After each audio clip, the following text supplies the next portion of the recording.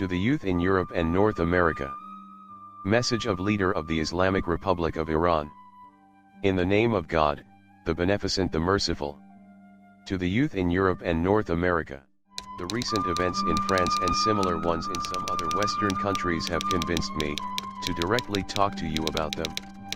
I am addressing you, the youth, not because I overlook your parents, rather it is because the future of your nations and countries will be in your hands, and also I find that the sense of quest for truth is more vigorous and attentive in your hearts.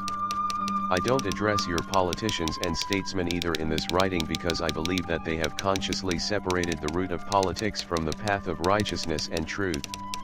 I would like to talk to you about Islam, particularly the image that is presented to you as Islam. Many attempts have been made over the past 2 decades, almost since the disintegration of the Soviet Union, to place this great religion in the seat of a horrifying enemy. The provocation of a feeling of horror and hatred and its utilization has unfortunately a long record in the political history of the West. Here, I don't want to deal with the different phobias with which the Western nations have thus far been indoctrinated. A cursory review of recent critical studies of history would bring home to you the fact that the Western government's insincere and hypocritical treatment of other nations and cultures has been censured in new historiographies. The histories of the United States and Europe are ashamed of slavery, embarrassed by the colonial period and chagrined at the oppression of people of color and non-Christians. Your researchers and historians are deeply ashamed of the bloodsheds wrought in the name of religion between the Catholics and Protestants or in the name of nationality and ethnicity during the First and Second World Wars. This approach is admirable. By mentioning a fraction of this long list, I don't want to reproach history, rather I would like you to ask your intellectuals as to why the public conscience in the West awakens and comes to its senses after a delay of several decades or centuries. Why should the revision of collective conscience apply to the distant past and not to the current problems? Why is it that attempts are made to prevent public awareness regarding an important issue such as the treatment of Islamic culture and thought?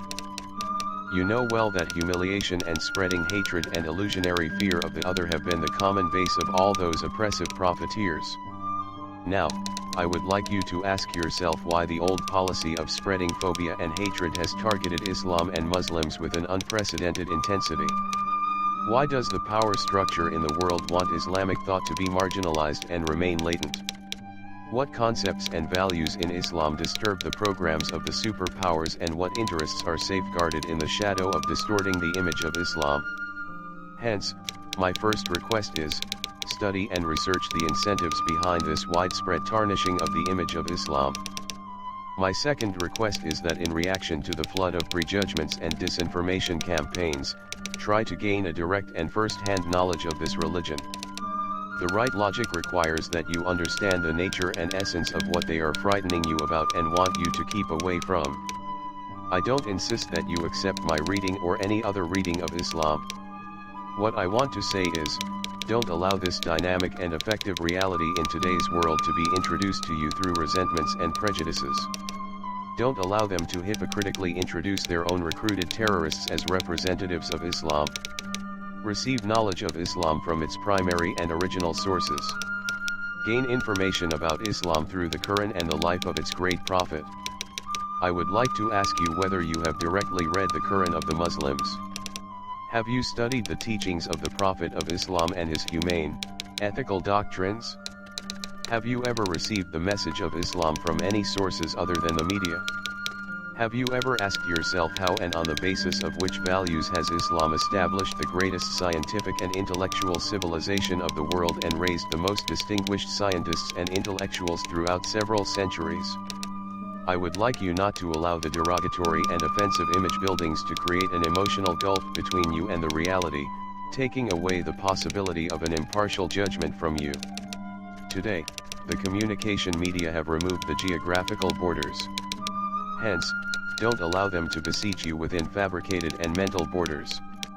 Although no one can individually fill the created gaps, each one of you can construct a bridge of thought and fairness over the gaps to illuminate yourself and your surrounding environment.